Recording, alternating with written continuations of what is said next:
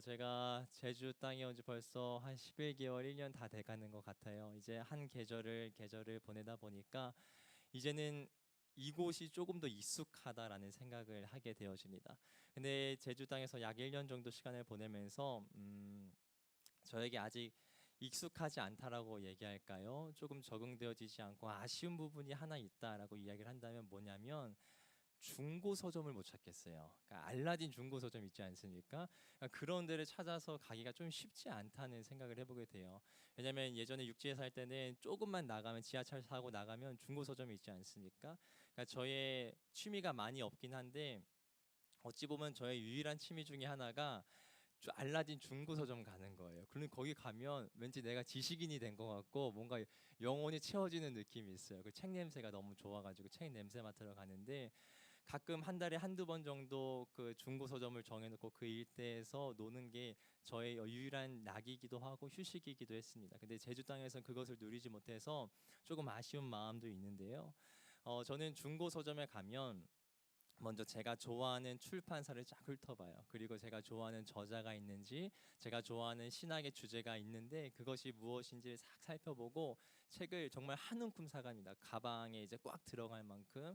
그러니까 책을 사는 데는 돈을 그렇게 아끼는 사람은 아니어서 책을 한 움큼 사거든요. 근데 그러면 제 영혼이 너무나도 채워지는 느낌이 들어요. 근데 아쉽게도 어떠한 것이 있냐면 그렇게 책을 많이 사고 제 영혼의 만족함이 채워지면 그 만족함으로 인해서 집에서는 책을 안 읽어요. 그러니까 사는 거는 너무 좋고 거기서 이미 영혼의 만족함을 다 누렸기 때문에 막상 집에 가면 그 책을 꽂아놓고 목차만 보고 제대로 읽어보지 않는 경우가 허다합니다. 저희 집에 가면 책들이 이렇게 다 나열되어져 있는데요. 그 중에서는 아마 한 3분의 1 정도는 읽지 않은 책이지 않을까라는 생각을 해보게 돼요. 이번에 아내가 책 정리를 이렇게 해주면서 같이 하게 되어졌는데 책을 보다 보니까 나 이 책도 샀었네 그런 책이 있는 거예요. 그게 그 책 중에 하나가 뭐냐면 이제 데이비드 플랫 목사님께서 쓰신 복음이 울다라는 책이에요. 그러니까 레디컬 책 쓴 분 아니겠습니까? 제가 기억이 나요. 이거 레디컬 저자가 쓴 책이네. 그럼 내가 사야지 하고 사놓고 그대로 꽂아놨던 기억이 나는 거예요. 근데 그때 당시에 제가 막 신학 서적을 막 읽고 있었던 때라서 신앙 서적을 읽고 싶었거든요. 간증 서적 같은 거. 그래서 머리를 조금 식힐 겸 그 간증 서적을 한번 읽어봐야겠다라고 생각하고 복음이 울다라고 하는 그 책을 집어서 읽기 시작했습니다. 그래서 하루, 이틀, 3일 읽으면서 내 마음을 좀 가볍게 하기 위해서 좀 쉬기 위해서 읽었던 책인데요. 오히려 제 마음이 점점 더 무거워지는 것을 경험하게 됩니다. 그러니까 그 책에 나오는 문구이기도 하고 그 책에 대한 설명이기도 한데요. 그 책을 잘 요약하고 있는 내용이라고 생각하는데 제가 한번 읽어봐 드릴게요. 뭐냐면 우리가 눈 감아온 세상 우리가 모른 채 한 사람들 때문에 복음이 울고 있습니다 라는 표현이에요. 이것을 조금 더 풀어서 얘기해 보면 주님의 시선을 가지고 살아가야 되는 우리가 주님의 시선을 외면하고 살아가기 때문에 지금 이 땅 가운데에서 복음이 울고 있습니다 라고 설명하고 있습니다. 그러면서 그 데이비드 플랫 목사님께서 하이킹을 하시면서 만났던 사람들의 이야기, 그곳에서 어떻게 신앙을 지키고 있는지, 그 사람들에게 어떠한 필요가 있는지에 대한 이야기들이 하이킹 하듯이 하나하나 나열되어져 있는데 저는 이것을 어찌 보면 내 마음을 가볍게 하기 위해서 읽었는데 제 마음이 점점점 무거워지는 것을 경험해 보게 되어집니다. 제가 왜 오늘 이 책에 대한 이야기를 했냐면요, 오늘 말씀을 준비하면서 저를 향해서 사실 끊임없이 했던 질문이기도 합니다. 나의 복음은 울고 있지 않은가? 우리 공동체의 복음은 울고 있지 않은가? 우리 각자의 삶의 복음은 울고 있지 않은가? 오늘 우리의 삶을 좀 점검하는 시간을 가져봤으면 좋겠어요. 내가 하나님 앞에서 겸허하게 반응하면서 나에게 주어진 이 복음이 울고 있는가? 아니면 기뻐 환희하고 있는가? 오늘 말씀이 우리의 거울이 되어서 우리의 모습이 비춰지기를 축복합니다. 예언서를 대예언서도 그렇고 소예언서를 읽다 보면 좀 어떤 공통적인 메시지를 발견하게 되냐면요, 정말 많은 공통점이 있지만 그 중에 하나를 꼽으라면 저는 이스라엘의 정의가 무너졌기 때문에 이스라엘이 멸망한다라는 것이 반복되어져서 나타나고 있다라고 생각합니다. 오늘 구절에서도 우리가 그것을 찾아볼 수 있었는데요. 대예언서도 그렇고 소예언서도 그렇고 이사야, 예레미야, 에스겔, 호세아, 아마스, 미가, 하박국에는 정의라는 단어들이 계속해서 등장합니다. 근데 그 정의가 무너졌기 때문에 성전이 무너지고, 그 정의가 무너졌기 때문에 이스라엘이 무너진다라는 표현들이 본문 가운데서 계속 반복되어져서 나타나고 있는 것을 발견하게 되어져요. 정의란 무엇일까요? 그런 책도 있지 않습니까? 마이클 샌드리슨 정의란 무엇인가라는 책도 있긴 하지만 성경에서 말하는 정의란 무엇일까요? 또한 우리가 오늘 본문을 통해서 깨달아야 되는 정의가 무엇일까요? 저는 이 정의가 무엇일까, 어떠한 것으로 정의하면은 조금 더 수월하게 이해할 수 있을까라는 것을 생각하다가 제 마음 가운데 이러한 한 문장이 좀 떠올랐는데, 하나님의 시선으로 사람을 바라보고 하나님의 시선으로 세상을 바라보며 그로 인해 하나님의 말씀에 합당하게 사람과 사회와 세상을 세워가는 것, 그것이 정의라는 것입니다. 그러니까 거창하게 어떠한 것을 얘기하는 것이 아니라 하나님의 시선을 가지고 바라봤을 때 하나님의 말씀과는 좀 다르게 어그러져 있네, 억눌린 자들이 있네, 가난한 자들이 있네, 아파하는 자들이 있네. 그러면 그 하나님의 시선을 가지고 하나님의 마음을 품고 그렇게 행동하는 것이 정의라는 것입니다. 거창하게 정의에 대해서 얘기할 수 있지만 저는 이렇게 해석하는 것이 조금 더 본문을 바라보았을 때에 잘 해석할 수 있겠다라는 생각을 해보게 되어져요. 오늘 본문 가운데서도 예레미야의 성전 설교라고 이야기를 하는데 성전이 무너질 거라고 이야기를 합니다. 그리고 성전으로 다시 너희들이 들어올 수 없을 것이라고 이야기를 합니다. 그 이유가 무엇인고 하면, 한마디로 한 문장으로 정리하면 정의가 무너졌기 때문에 그렇습니다. 하나님의 시선으로 바라보고 하나님의 시선으로, 하나님의 마음으로, 하나님의 그 은혜의 장중으로 이끌어서 세워야 될 사람들을 살리지 않는 그들의 모습으로 인해서 이스라엘이 멸망한다는 것이죠. 그리고 성전은 샬롬이다 샬롬이다라고 얘기하지만 그들의 샬롬은 사라지고 하나님의 나라도, 하나님이 말씀하신 그 선민들도 무너지게 되었다라고 성경은 오늘 본문 가운데에 이야기를 하고 있습니다. 본문 가운데서 등장하는 정의라는 것을 조금 더 예레미야는 어떻게 풀어서 얘기하고 있냐면, 하나님의 시선을 가지고 살아가야 되는 사람이 하나님의 시선을 잃어버리고 약한 자, 가난한 자, 포로된 자, 억눌린 자를 압제하고 있었다라는 것입니다. 그래서 예레미야를 통하여서 주님께서 계속해서 말씀하시죠. 너희들에게 있는 가난한 자, 억눌린 자, 포로된 자, 메인 자들을 회복시켜라. 내가 너희들에게 그렇게 행했던 것처럼 너희도 그들을 회복시켜라. 그러면 다윗의 후손들이 다시 이 성전으로 들어오게 되어질 것이다. 근데 만약에 너희가 그렇게 행하지 않는다면 어느 누구도 이 성전문으로 다시 들어올 수 없게 되어질 것이다 라고 성전 설교가 예레미야에서 몇 번 반복되어지는데 계속해서 그 이야기가 증거되어지고 있는 것을 보게 되어집니다. 저는 오늘 이 성전 설교에 대한 말씀을 묵상하면서 제 마음 가운데 계속 드는 생각이 그것이었어요. 앞서 했던 질문의 이야기이기도 하지만, 나에게 하나님의 정의는 살아있는가? 나의 인생 가운데에도 하나님의 정의가 살아있는가? 우리 공동체 가운데에도 하나님의 정의는 살아있는가? 우리 성도님들의 삶의 자리 가운데에도 하나님의 정의가 살아있는가? 근데 엄중하게 얘기하면, 만약에 내 인생 가운데에 하나님의 시선으로 바라보고 하나님의 마음으로 다른 사람들을 살리는 모습들과 행동들이 없다면 하나님의 정의가 죽어가고 있는 것이고, 그로 인해 성전이 무너지는 것처럼 우리 인생 가운데도 반드시 하나님의 책망이 있을 것이라고 엄중하게 성경은 우리에게 경고하고 있다는 것입니다. 그러면서 오늘은 굉장히 좀 무거운 주제이긴 한데 저는 그런 생각이 들었어요. 우리 스스로에게 그런 질문을 해봤으면 좋겠다. 우리의 삶의 자리 가운데에 내가 잘 먹고, 내가 잘 살고, 내 자녀를 잘 키우고, 나의 업적을 드러내고, 내가 더 화려하게 사는 삶 외에 내 주변 가운데에 억눌린 자, 가난한 자, 억압된 자, 매인 자, 묶인 자, 이 땅을 회복하기 위한 노력이 있는가? 내 삶의 자리 가운데 그러한 시선이 있는가? 그러한 생각이 있는가? 그러한 모습은 있는가? 스스로 오늘 말씀은 우리에게 이야기를 하고 있다라는 것입니다.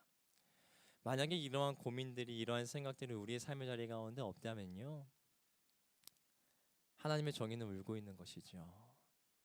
하나님의 복음은 우리에게 울고 있다라고 성경은 우리에게 증언해주고 있습니다. 제가 예전에 깔뱅 신학에 대해서 배우면서, 저희가 개혁 신학이니까 깔뱅 신학에 대해서 배우면서 제일 이해되지 않는 부분이 있었어요. 그래서 교수님을 한번 찾아간 적도 있었는데 뭐였냐면 예정론이었어요. 예정론이라는 게 말이 거창하긴 한데 좀 풀어서 얘기해 보면 이렇게 얘기할 수 있어요. 하나님께서 구원할 자를 미리 예정하시고 택하셨다는 거예요. 근데 그게 너무 이해가 안 되는 거예요. 그러니까 이론적으로 이해가 안 되는 게 아니라 말이 안 되지 않습니까? 잘 생각해 보십시오. 누군가가 구원받을 것이 예정되어져 있다면 그것이 예정되어져 있지 않은 사람은 얼마나 불행한 인생입니까? 어떠한 사람이 이미 하나님께서 택하셔서 너는 이제 구원받을 거야 라는 것을 예정하셨다면 하나님 굉장히 불공평한 분 아니세요? 저는 그것이 제 마음 가운데 탁 걸리더라고요. 하나님 왜 이렇게 불공평하시지? 깔뱅이 성경을 잘못 해석한 거 아니야? 깔뱅이 하나님에 대해서 오해하고 있는 건 아니야 라는 생각이 들었어요. 근데 그것에 대해서 한 일주일간 씨름했어요. 왜냐하면 그것이 저에게 명확해지지 않았기 때문에 그렇죠. 그러다가 결국에 못 참고 조직신학 교수님에게 찾아갔어요. 교수님, 깔뱅이 실수한 것 같은데 예정론에 대해서는 아마 이건 이해할 수가 없는 영역인데 이것을 제가 어떻게 해석해야지 되겠습니까? 라고 교수님께 질문하니까 그 교수님께서 저에게 뭐라고 말씀하셨냐면 왜 하나님이 불공평하지라는 질문을 하기보다 그대의 질문을 좀 바꿔봤으면 좋겠는데 라고 말씀하시는 거예요. 처음에 무슨 말인가 했는데 들어보니까 이렇게 질문을 바꿔보면 아마 답을 찾을 수 있을 거야 라고 말씀하셨어요. 무엇이었냐면 왜 하나님은 불공평하지가 아니라 왜 하나님이 먼저 구원할 자를 택하시고 예정하셨을까라는 질문을 더 먼저 해보라는 거예요. 근데 그것을 가지고 질문해봤어요. 예정론에 의해서 누군가가 먼저 구원받고 누군가가 먼저 하나님께 택함을 받았다라고 이야기를 한다면 그들은 왜 먼저 택함을 받았을까? 그들은 왜 먼저 구원함을 받았을까? 왜 먼저 구원의 반열에 오르게 되었을까를 생각해 보니까 제 마음 가운데서는 오히려 정답이 명쾌하게 나오더라고요. 이유는 답은 무엇이었냐면 하나님께서 누군가를 더 먼저 사랑하셔서 하나님이 누군가를 더 기뻐하셔서 그들을 예정하신 것이 아니라는 것이죠. 구원의 확장을 위해서 하나님 나라의 회복을 위해서 이 땅 가운데 어그러진 모습 가운데에 하나님의 정의를 세우고자 그들을 먼저 택하셨다는 것입니다. 그러니까 우리를 먼저 사랑하셔서 믿지 아니하는 자보다 우리를 더욱더 사랑하셔서 우리를 먼저 불러주신 것이 아니라 우리를 먼저 구원의 반열에 우리에게 하신 것이 아니라 우리를 더욱더 기뻐하셔서 교회로 우리를 먼저 불러주시게 하신 것이 아니라 우리를 향한 분명한 계획이 있고 우리를 향한 분명한 목적이 있고 우리를 통하여 무너진 이 땅 가운데 하나님의 나라를 회복시키기 위하여서 하나님이 우리를 먼저 예정하셨다라는 것입니다. 우리가 왜 지금 이 세대 가운데 믿지 않는 사람들보다 하나님을 먼저 믿을까요? 하나님께서 여러분을 더 사랑하셔서 하나님이 누구보다 여러분을 더 기뻐하셔서 그럴 거라고 생각하세요? 그러면 하나님 너무 불공평하신 분 아니세요? 하나님께서 우리를 왜 먼저 불러주셨을까? 하나님께서 왜 우리를 먼저 예배드리게 하셨을까? 우리를 왜 행원교회라는 이름으로 먼저 모이게 하셨을까? 그것을 생각해보면 답은 너무나도 간단하다라는 것이죠. 우리를 통해서 일하고자 하시는 하나님의 분명한 계획이 있다는 것입니다. 근데 그 계획은 하나님 나라의 복음이 확장되어진다는 것입니다. 하나님의 나라가 이 땅 가운데에 선포되어지기 위하여서 우리를 먼저 불러주셨다라는 것입니다. 그냥 그대들만 행복하고 그대들만 잘 나고 그대들만 기뻐하게 하기 위하여서 우리를 먼저 이 공동체로 불러주신 것이 아니라 하나님의 분명한 계획 가운데 우리를 사용하시고자 우리를 먼저 선택하셨다라는 것입니다. 근데 만약에 우리가 이러한 자각조차 없이 우리끼리만 기뻐하고 우리 세대에서만 행복해하고 우리 안에서만 만족해야 한다면 고인물은 반드시 썩습니다. 아무리 선한 것이라고 할지라도, 하나님께서 우리에게 허락하여 주신 기쁨이라고 할지라도 그것을 우리 안에, 우리의 웅덩이 안에만 가둔다면 반드시 고인물은 썩습니다. 이사야서의 말씀을 보면요, 우리가 정말 좋아하는 표현이 있어요. 제가 정말 사랑하는 표현 중에 하나이기도 한데, 물된 동산이에요. 물된 동산이라는 표현 아시죠? 주님 너를 항상 기뻐하시리. 메마른 땅에서도 정말 쉬지 않는, 마르지 않는 그 물이 우리의 삶의 자리 가운데 임한다라는 표현, 우리 정말 사랑하지 않습니까? 저는 그 표현을 너무 좋아해서 우리 유다미의 그 이름에도 그러한 의미들을 넣었거든요. 근데 그 물된 동산의 의미를 이사야를 통하여서 주님께서 어떻게 말씀하셨는지 아세요? 하나님을 기뻐하는 자, 하나님을 사랑하는 자, 하나님을 예배하는 자, 그대의 이름을 내가 물된 동산처럼 하겠다라고 성경에서는 얘기하지 않습니다. 성경에서 얘기하는 물된 동산의 앞줄을 살펴보면 어떠한 것을 얘기하고 있냐면요, 가난한 자, 억눌린 자, 포로된 자를 위하여서 철저하게 금식하고 회개하고 그들 위해서 노력하는 자들은 내가 물된 동산과 같이 하겠다라고 말씀하신다는 것입니다. 먼저 하나님이 나를 부르신 목적에 응당하게 사랑하는 사람에게 내가 물된 동산과 같은 은혜를 허락하여 주시겠다라고 말씀하시는 거예요. 부르심의 목적에 합당하게 살아가는 그 자에게, 하나님의 시선을 붙들면서 살아가는 그 자에게 내가 물된 동산과 같은 은혜를 허락하여 주겠다라고 말씀하여 주신다라는 것입니다. 우리가 그것을 잊어버린 채 하나님께서 나에게 허락하여 주신 재정, 하나님께서 나에게 허락하여 주신 시간, 하나님께서 나에게 허락하여 주신 지식과 재능, 나만을 위해서, 나의 공동체만을 위해서, 나의 자녀만을 위해서 사용하고 있다면 그것은 물된 동산이 될 수 있을까? 그것을 물된 동산이라고 얘기할 수 있을까? 그것이 정말 우리를 먼저 부르심에 합당한 인생이라고 얘기할 수 있을까라는 생각을 해보게 되어집니다. 오늘의 말씀이 우리에게 거울이 됐으면 좋겠어요. 왜 하나님께서 여러분들에게, 우리 성도님들에게 귀한 재정을 허락하여 주셨을까요?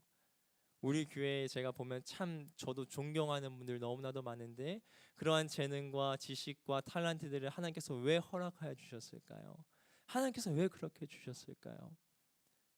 우리만 만족하고 안위하기 위해서, 우리를 특별히 사랑하셔서 그것을 허락하여 주셨다라고 얘기하지 않는다는 것, 우리가 그 질문을 가지고 스스로 하나님 앞에 나아가서 그 답변을 듣는 시간이 오늘이 되었으면 좋겠습니다.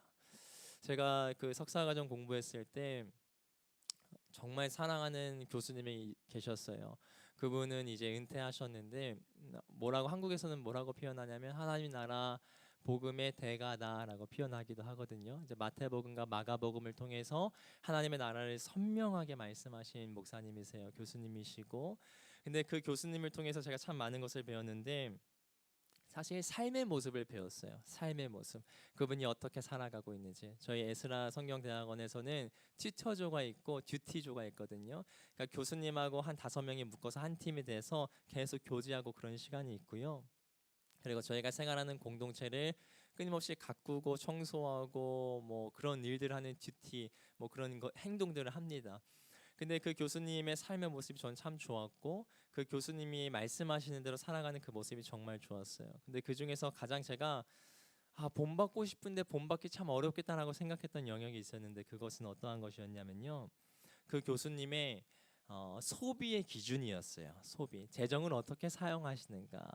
네, 자신이 어떻게 재정을 사용하시는가 강의를 하시면서 말씀하셨는데요, 이렇게 말씀하십니다. 남에게 해줄 수 있는 범주에서만 저는 소비합니다. 이거였어요. 제가 어떤 물건을 사고 싶지 않습니까?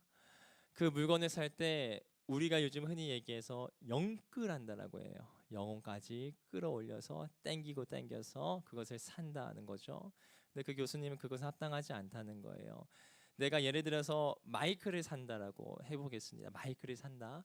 그러면은 이 마이크를 살 때 본인의 기준은 무엇이냐면, 내가 이 마이크를 살 때 누군가가 나도 그거 필요한데 그러면 사줄 수 있는 나의 재정에 허락되어지는 상태에서만 그 물건을 산다는 것입니다. 근데 이 말은 쉽죠. 말은 쉬운데 살아가기는 어렵습니다. 근데 제가 2년이라는 시간 동안 그 교수님과 옆에서 지내면서 어떤 것을 보게 되냐면 그렇게 살아가세요. 그렇게 살아가십니다. 물론 이러한 모습이 우리의 삶의 지표가 되어질 수는 없겠죠.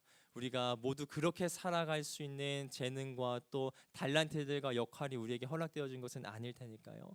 그렇지만 우리의 삶의 모습 가운데 돌이켜 봤으면 좋겠다라는 것이죠.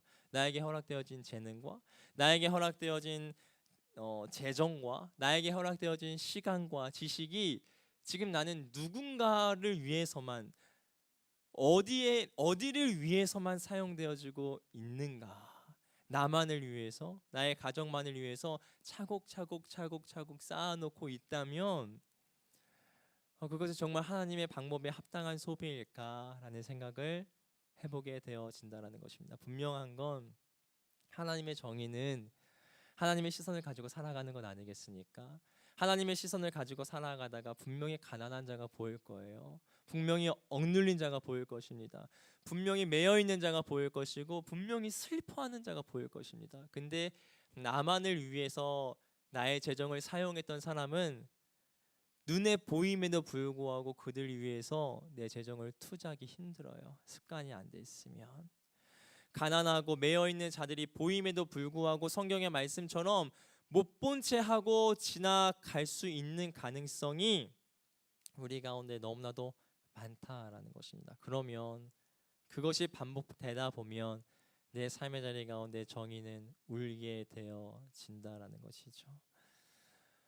오늘 말씀 좀 짧게 마무리하고 싶었는데요. 한 가지 이야기하고 말씀 마무리하고 싶습니다. 지난주 목요일이죠. 제 인생에 잊혀지지 않는 순간. 제 인생에서 잊혀지지 않는 두 가지의 순간이 있었어요. 하나는 2020년 1월 12일 저녁이었어요. 그때가 언젠가 하면 우리 첫째 유겸이 태어났을 때거든요. 왜 잊혀지지 않냐면요. 인생 살면서 내가 이렇게 울 수 있는 사람이구나 라고 생각할 정도로 엄청 펑펑 울었어요. 제 아내가 자연 출산인가 뭐 물에서 애 낳고 하는 그런 거 있지 않습니까? 뭐 조산원 가서 하는 거 그게 너무 하고 싶어 했어요. 그래서 저희 1년 동안 열심히 준비했거든요.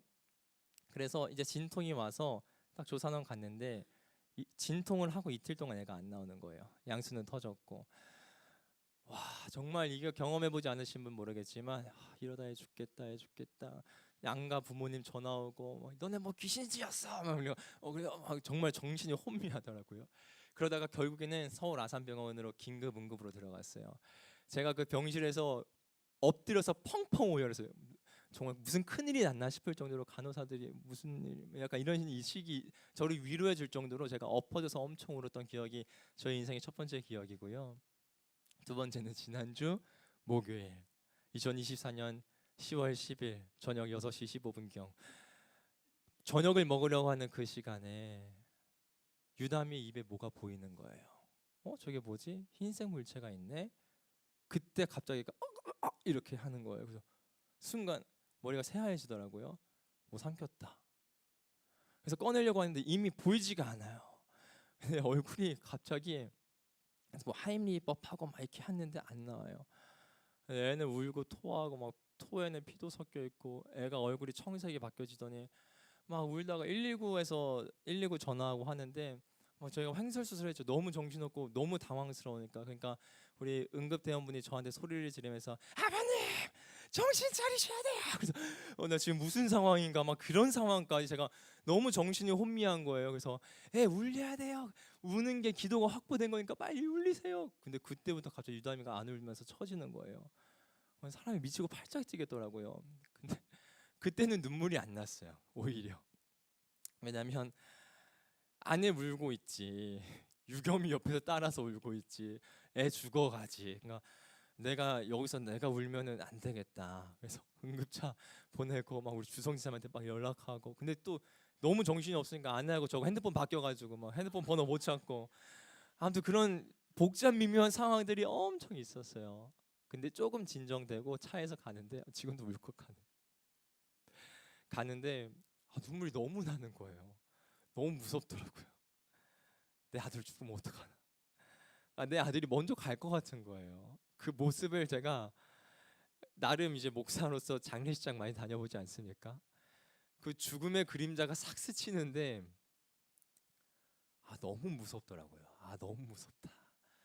가는 차 안에서 펑펑 울었어요. 막 너무 울면서 막 가는데 유겸이가 옆에서 아빠 힘내세요. 막 같이 울면서 아빠 힘내세요 그러고 저는 너무 눈물이 나가지고 막 운전을 잘 못하겠는데 우선 어쨌든 제대까지 빨리 가야 되니까 막 울면서 가고 있었어요. 그래서 우리 목자님들에게 빨리 기도 부탁하고 저희 양가 부모님에게 빨리 기도해달라고 지금 애 죽게 생겼다고 막 울부짖으면서 제가 기도 부탁드리고 막 기도하고 가고 있었어요. 근데 그 이야기를 하고 싶은 게 아니라 제가 막 기도하면서 가는데 하나님의 세밀한 음성이 들렸어요.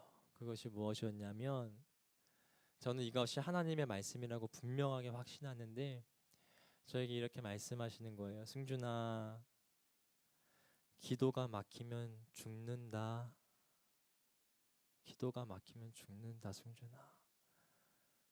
근데 갑자기 뒤통수를 확 맞은 기분이었어요. 그 이유가 뭐냐면 제가 2달 동안 예레미야를 묵상하면서 하는 기도가 아침마다 항상 하는 기도가 있었거든요. 하나님, 저의 인생의 기도의 문 좀 열어주세요. 하나님, 저의 인생의 기도의 문 좀 열어주세요.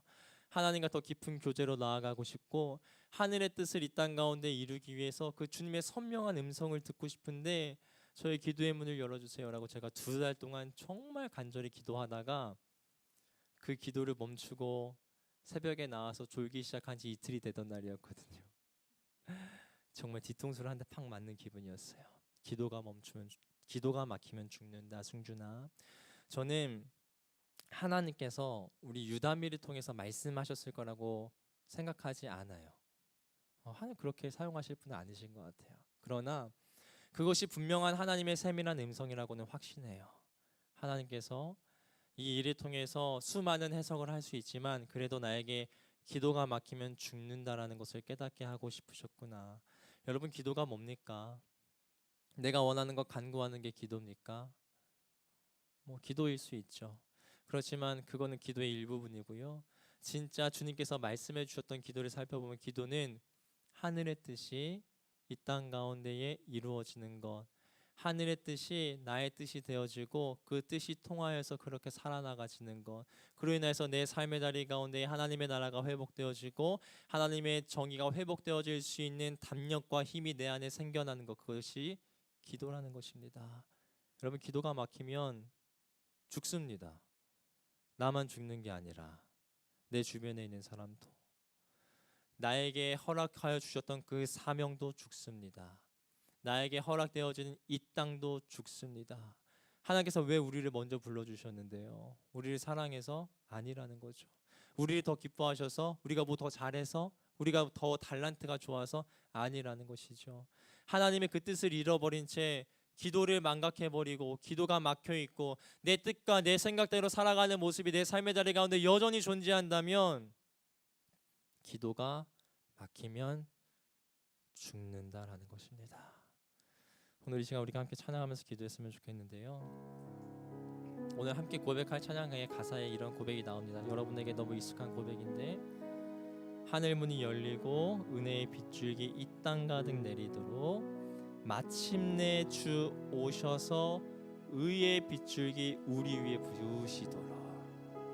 오늘 이 시간 우리가 그렇게 간구했으면 좋겠어요. 하나님, 하늘의 문이 열리고 의의 빗줄기 우리에게 부어주십시오. 내 생각과 나의 뜻과 나의 아니함을 위해서만 살았던 인생이었다면 다시 한번 하나님의 복음이 나의 인생 가운데 회복되어지게 도와주시고 하나님의 정의가 나의 삶의 자리 가운데 회복되어지는 귀한 역사가 일어나게 도와주시옵소서라고 우리가 찬양하면서 믿음으로 선포하며 기도하며 나아가겠습니다. 우리 함께 기도해 주 앞에 나와 그를 끓고 그 은 베푸시는 주 하늘을 향해 두 손 우리 함께 기도해 우리 함께 기도해 주 앞에 나와 눈을 끄고 긍휼 베푸시는 주 하늘을 향해 두 손 들고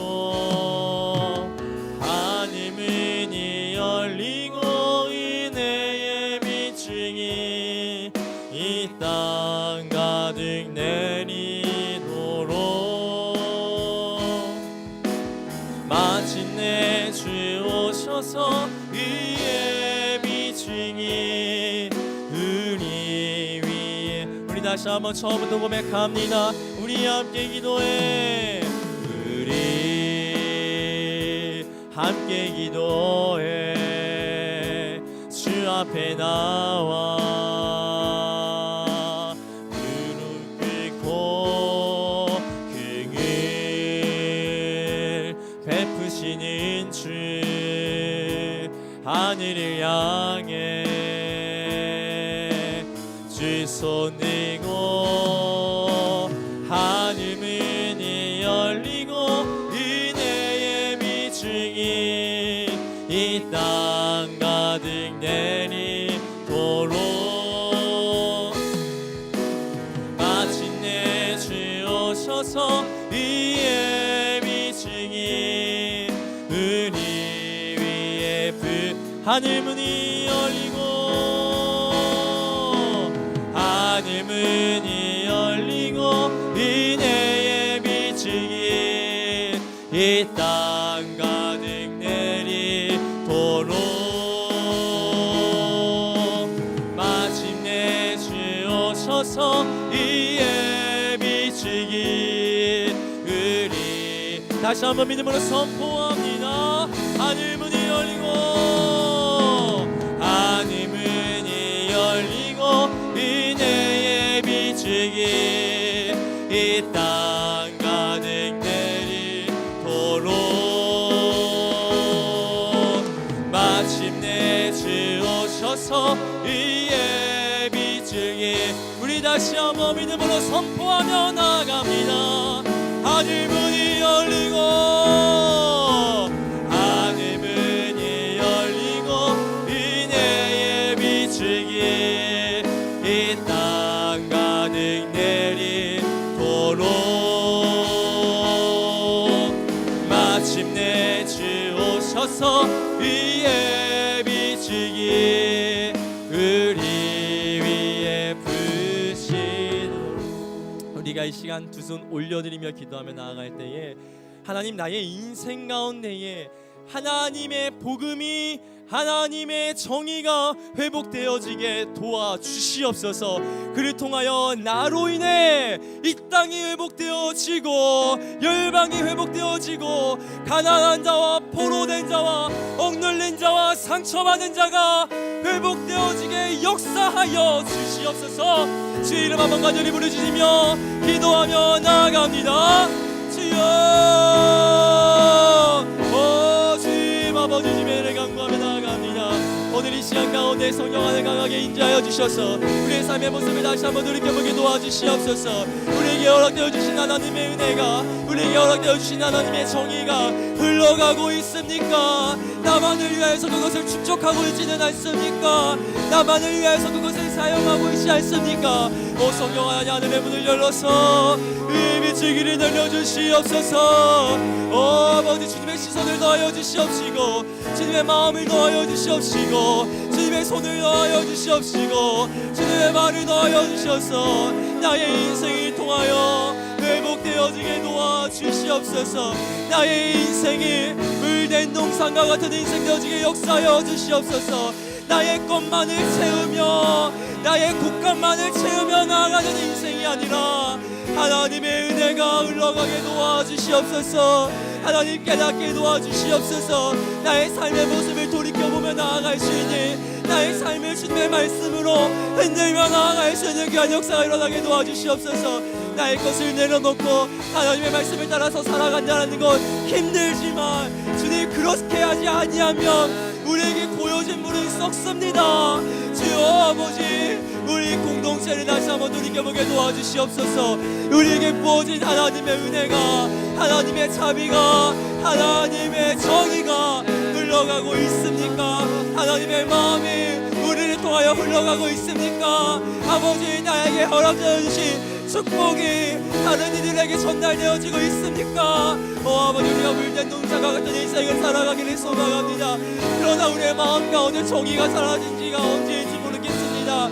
우리 때로 너무나도 이기적이게 살아갑니다. 나만을 위해서 살아가고 우리의 가정만을 위해서, 우리의 공동체만을 위해서, 나의 것만을 위해서 살아가는 경우가 너무나도 허다합니다. 아버지, 주의 은혜를 간구합니다. 주의 역사를 간구합니다. 하늘의 문을 여소서 이 시간 가운데에 우리의 마음을 진동케 하여 주시옵소서. 다른 그 어떠한 것이 아닌 하나님의 말씀만으로 이 땅에 흔들리게 도와주시옵소서. 하나님의 말씀만으로 우리의 마음이 흔들리게 도와주시옵소서. 하나님의 말씀만으로 우리 공동체가 흔들어지며 나아갈 수 있는 그런 역사가 일어나게 도와주시옵소서. 아버지, 우리가 그렇게 나아갈 수 있는 믿음의 담력이 없지만, 아버지, 믿음의 열심이 없지만, 아버지, 믿음의 간구는 없지만, 다시 한번 우리를 사용하여 주시옵소서. 다시 한번 주님의 은혜를 붙잡아 주시옵소서. 아버지, 기도가 바뀌면 듣습니다. 아버지 뜻을 구하는 것이 맡겨지면 우리의 삶의 자리 가운데 있는 것이 죽음밖에 없습니다. 아버지, 나만을 위한 간구가 아니라 남의 열심만을 위한, 나의 가정만을 위한, 나의 것만을 위한 기도가 아니라 하늘의 뜻을 구하는 기도하게 도와주시옵소서. 하늘의 뜻이 이 땅 가운데에 이루어질지어다. 그러한 은혜의 기도가, 그러한 은혜의 고백이 우리의 삶의 자리 가운데 일어나게 도와주시옵소서. 성령 하나님, 성령 하나님, 성령 하나님, 이 시간 가운데 강력하게 임재하여 주시옵시고 우리의 마음을 뒤집어 주시옵시고 우리로 하여금 회개하게 하여 주시옵시고 우리로 하여금 회개함으로 인해 회복하게 도와주시옵소서.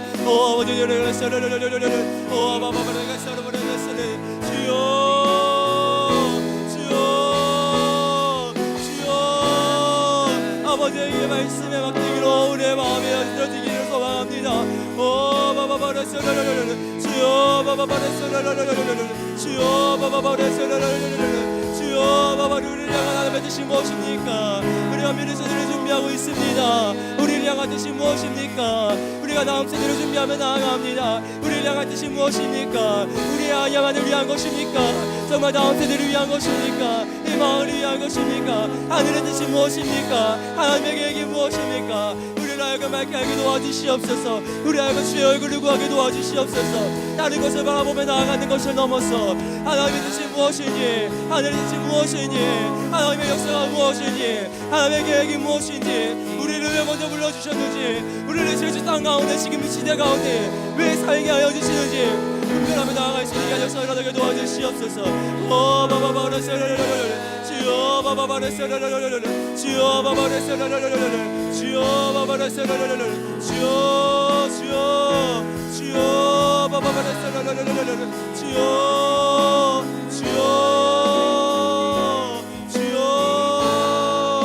아버지, 각자 인생 가운데 찾아가 주셔서 지맘이라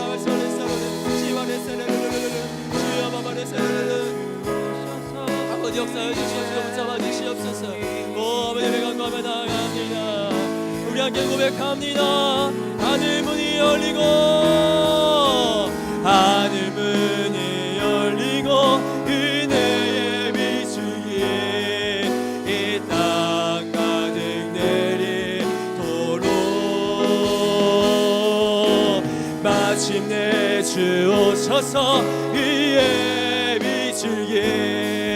우리 다시 한번 하늘 문이 열리고,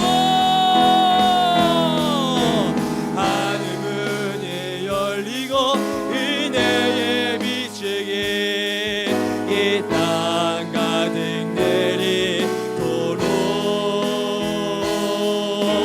마침내 주 오셔서 위에 비추기. 우리 마지막으로 선포하며 나아갑니다. 하늘 문이 열리고,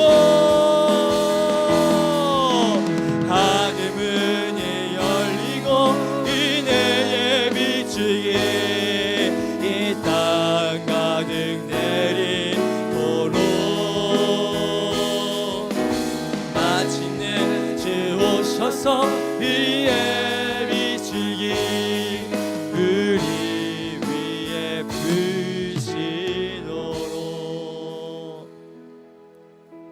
살아계신 아버지, 우리 인생 가운데에, 우리 가정 가운데에, 우리 공동체 가운데에 하나님의 정의가 살아 있습니까? 하나님의 복음이 살아 있습니까? 하나님, 우리의 기도의 문은 막혀 있습니까? 열려 있습니까? 아버지, 이 시간 다시 한번 주님의 말씀을 거울 삼아 우리의 모습을 돌이켜 보게 하여 주시니 감사합니다. 만약 우리의 삶의 모습 가운데에 나만을 위해 살아가고 있던 모습이 있다면, 나의 울타리 안에 있는 것만 바라보는 눈이 우리의 삶의 자리 가운데 있었다면 다시 한번 회개하오니 하나님의 시선을 회복시켜 주시옵소서. 하나님의 마음을 회복시켜 주시옵소서. 하나님 나라의 복음을 회복시켜 주시옵소서. 하나님의 정의를 회복시켜 주시옵소서. 그로 인해 우리를 먼저 불러주신 그 목적에 응당한 삶을 살아갈 수 있도록 성령 하나님, 우리를 사용하여 주시옵소서. 주의 말씀을 따라서 살아간다는 것, 주의 정의를 위해서 살아간다는 것, 주의 복음의 확장을 위해서 살아간다는 것, 쉽지는 않지만 그것이 우리의 사명인 줄 압니다.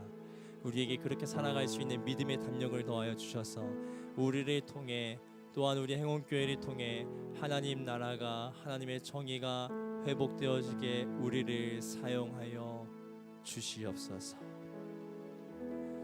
이제는 우리 주 예수 그리스도의 은혜와 하나님의 사랑과 성령의 사귐의 역사가, 하나님의 정의가 회복되어지기를 소망하고 그렇게 살아가기를 결심하는 주의 자녀들 머리 가운데 있기를 간절히 축원하옵나이다.